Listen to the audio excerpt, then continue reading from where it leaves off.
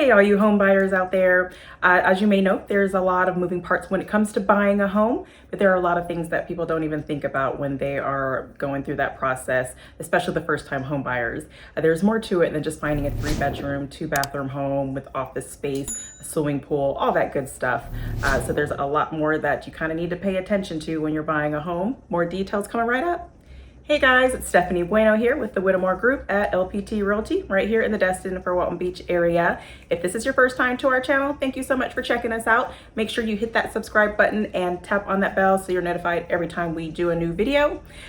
We do have a lot of people that reach out to us because they are getting ready to relocate here, or they are investing in property, or just want general information. So if you fall into any of those categories, feel free to reach out to us if you need our help. You can give us a phone call, text, or email, and we will definitely assist you with whatever it is that you need. All right, so what should buyers look out for when buying a home in Florida? Well, a lot of these things really apply to any state, a couple things more so maybe in Florida. But first, you definitely want to be familiar with the location of the home. That you want to make sure you're aware of the surroundings, see if there's anything that looks very odd to you or maybe makes you uncomfortable. So it's very important that even if you're out of state, you do have a real estate agent or realtor check out the area for you, or maybe if you have a friend in the area or family, they can go and see for themselves, check out the area and see if it's something that you would still be interested in without even looking at the home. So if you get past the general surroundings of the property, you should be good to go. You want to think about where, if it's located next to or near commercial property, is there going to be too much activity going around or going on nearby? Is it too close to a school? Maybe there's an elementary school nearby and you might not want to hear all the children playing outside or recess, or school buses driving around in the morning and the afternoon. Is it too close to the highway?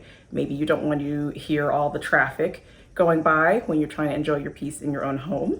So definitely just be aware of where that property is actually located. Very, very important before you actually move forward to the home itself. You also want to think about the commute time to your place of employment or to your children's school.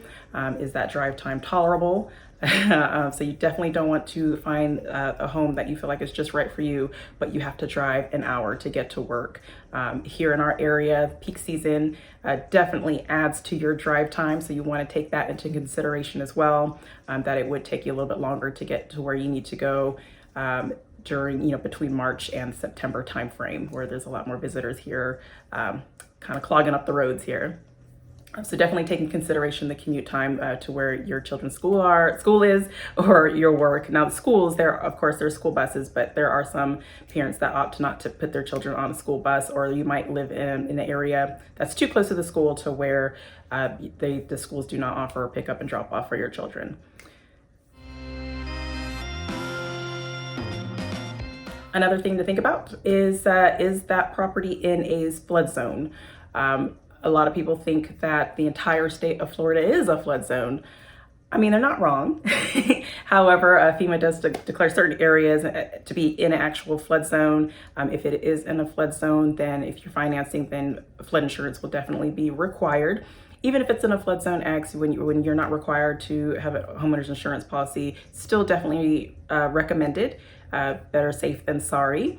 And another thing to ask about too, if that property that you're interested in is in a flood zone, check with the owner, the seller of the property, see if their flood insurance is assumable. So that way you can just have them transfer their current policy over to you and save you the hassle of trying to establish your own flood insurance policy. And it is separate from homeowner's insurance too, just to put that out there. So if it's in a flood zone, you would have to have your homeowner's insurance and the flood insurance separately. You also want to find out if that home is in an HOA community, that's the homeowners association. If it's a condo or maybe even a townhome, you definitely would most likely be in an HOA community. Now that's actually where you have to pay a certain fee, either monthly, quarterly, or annually, and that fee covers certain things like groundskeeping, master association, insurance, recreational facilities. So if there's a swimming pool in the community, tennis courts, a fitness center, sauna, things like that, that fee goes into maintaining those areas. You also definitely want to check into if whether or not there's a current special assessment, and that's where owners would have to pay another fee separate from your HOA fee if there is a current project or a project that's about to happen on the building, maybe a roof replacement, or maybe they're redoing elevators, fixing up elevators, or painting the building, just certain big projects like that, to where all the owners would have to pay a fee. It's typically, if it's really, especially if it's a large fee, then you'll be able to pay in installments. However, there may be certain situations where that special assessment fee would need to be paid in full. So you definitely want to check into that, because if that assessment is not paid off before closing, then you definitely would be responsible for taking over the payments if it's not already paid for at closing. So that's something that can be negotiated with the seller. If there is a current special assessment, either the buyer will agree to pay, or maybe you guys will split the cost, or the seller would be kind enough to just cover it at closing.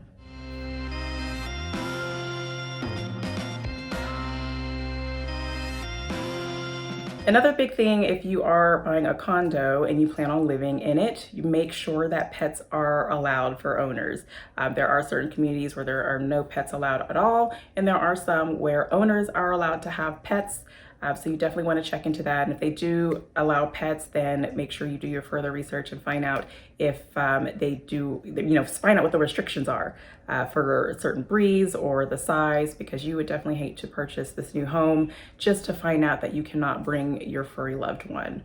So that's very important to check into if you are purchasing a condo. And the last thing I want to talk about is very, very important, whether you are financing or even purchasing a quick cash deal, you definitely want to get a thorough home inspection done. The place may look great to the naked eye, but there are certain things that you may overlook, or that's just out of your area of expertise. You want to check for damages for sure, whether they're major or even little cosmetic things. Cosmetic, it's not going to be a deal breaker, but it's definitely things that you want to be aware of if you didn't already catch it during a walkthrough. You want to check the condition and the age of the roof, very important, especially for insurance purposes, including the heating and cooling system. You want to check for plumbing issues, check for any leaks, mold, wood rot, termite damage, any electrical issues. If there's a septic in the home, you want to have a separate septic inspection done. If there's a swimming pool, you might want to look into having a pool inspection done.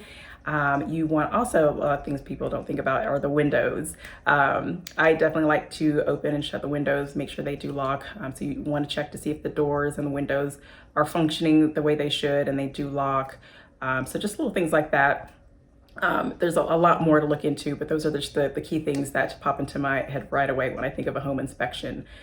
So you definitely want to have that done, even if it's just for a peace of mind.